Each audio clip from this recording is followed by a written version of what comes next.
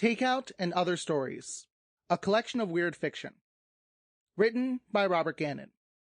Narrated by Robert Gannon. Front matter. Takeout and Other Stories, a collection of weird fiction. Robert Gannon. Audiobook edition, copyright 2021 by Robert Gannon. http://sketchingdetails.com. Copyright. This is a work of fiction. Names, characters, places, and incidents are either products of the author's imagination or, if real, are used fictitiously.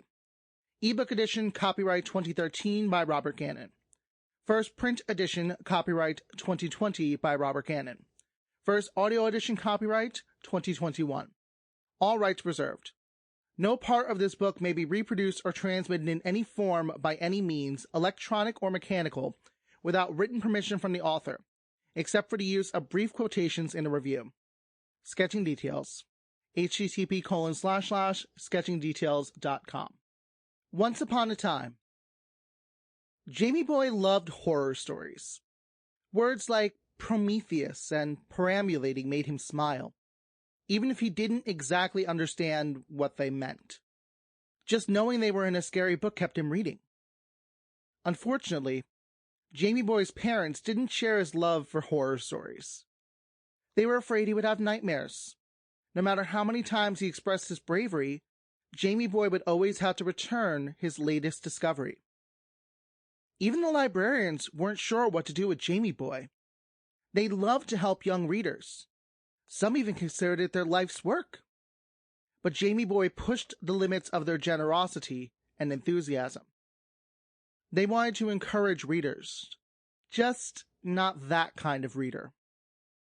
As soon as he was old enough to ride his bike alone, Jamie Boy would tell his parents he was going to play with his friends. He always rode past the pickup game of baseball and said, "Hi," though he never stayed. His friends just weren't interested in the horror stories. What could possibly be fun about books? If his friends had been forced to do their reading for school, why would they willingly join Jamie Boy at the library?